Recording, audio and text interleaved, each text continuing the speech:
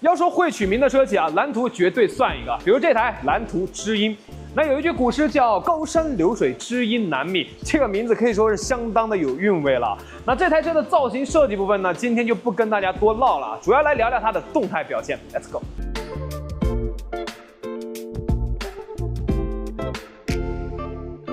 那作为一台纯电的 SUV 车型啊，我们先来聊聊大家比较关心的动力和续航方面。首先呢，动力上啊，它是有2个版本，单电机后驱和双电机4驱。它的0-100加速呢是4.9秒，然后后驱版的加速呢是6.8秒。2个加速肯定是完全够用的，对于我们日常生活来讲。另外呢，就是续航上啊，这台车会有一个超长续航的版本，号称985的高材生。此985非彼985啊，它的985说的是901公里的续航，800伏的高压平台以及5C 超级快充，可以说是相当的顶了。如果我们就是城市代步，然后偶尔上班通勤来用的话，不多说啊，半个月充一次电肯定是够了的。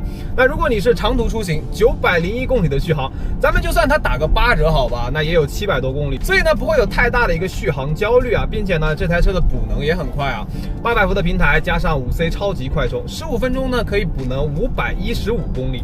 咱们长途出行的时候下去找一个服务区上一个厕所，回来呢就可以接着出发了。底盘上呢，这台车是给到了 CDC 可调阻尼悬架的，它可以主动去调整减震器的阻尼力度，所以呢这台车在行驶过程中，它整个底盘给我的感觉是比较好的，对于路面上的大小震动过滤的都很彻底。而且呢还有2点好评啊，第一个呢就是在你起步和刹车的时候啊，它是可以调节电磁阀产生高阻尼力，去抑制起步抬头和刹车点头的动作。第二个呢，就是在你紧急变道啊或者高速过弯的时候，它也可以提高阻尼力，去让你的侧倾得到更好的控制，整个车身呢开起来会更加的灵活，并且安全性呢也得到了提升。还有隔音方面啊，很多人呢担心它用的是无边框车门，所以隔音表现一般。那现在呢，我们就在一个快速路上啊，然后时速呢是80公里每小时，那你们也可以听得见啊。我们现在用的呢就是 GoPro 的收声，在我讲话的时候，你们应该没有听到太多的杂音吧？而且呢，今天还下了一点点小雨，可能会有一点点雨声啊。但是呢，我把窗户放下来。又是另外一种感觉了吧？所以它整个车内的静谧性表现做的还是可以的。虽然呢是无边框的车门啊，但是它给到了一个厚度很厚的一个隔音玻璃，所以整个车内的静谧性表现我觉得还是 OK 的。即使是有一点点噪音传递进来，你放一首音乐，它也是完全可以盖过去的。支架上呢，这台车也是带了 NOA 点对点的智能领航啊，可以支持高速和城市快速度的智能领航辅助。那现在呢，我们刚好就在高速上，然后我们打开来试一下。智驾领航已激活。 OK， 现在呢已经是激活的状态了。今天还下了一些小雨啊，其实对它的智驾考验呢会难度比较大。好，它的一个车道保持呢还是比较稳的。然后它现在那个限速是100，所以它的时速呢也就卡在了100。前面呢会有一个大曲率的一个弯道啊，我们看一下它在过弯的一个表现会怎么样。即将向右超车。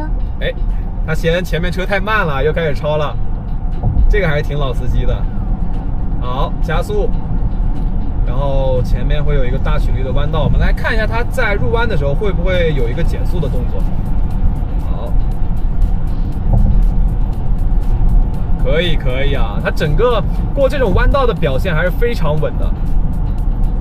它在过弯的时候看到前面有车，然后它会减一点点速度跟在前车后面。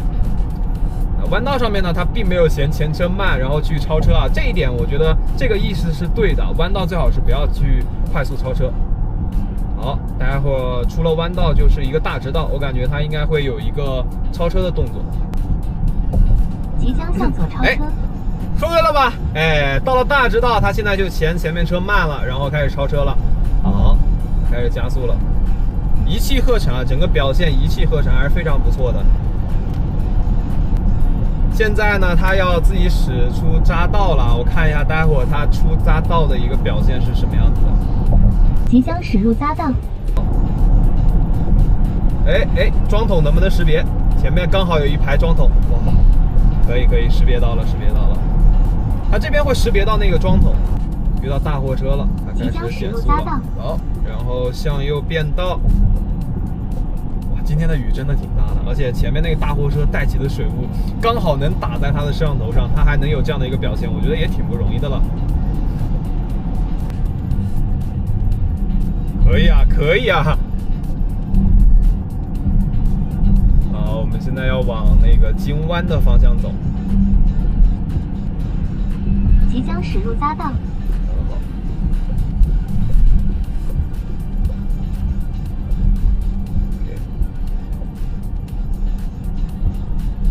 哇，这还是一个连续的大曲率弯道啊！看它的一个表现怎么样，会不会退出来啊？会不会让我接管？我们来看一下。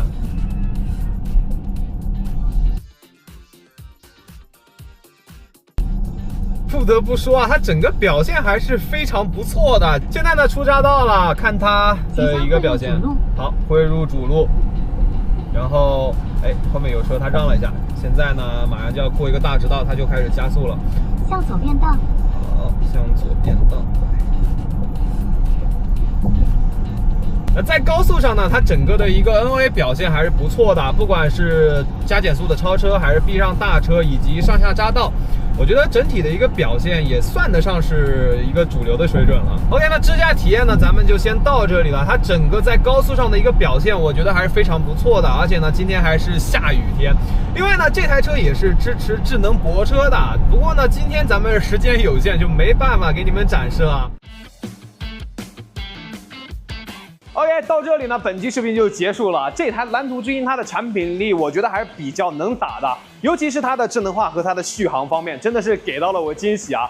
那这台车的预售价呢是20.99到26.69万，近期就会上市，你们觉得怎么样呢？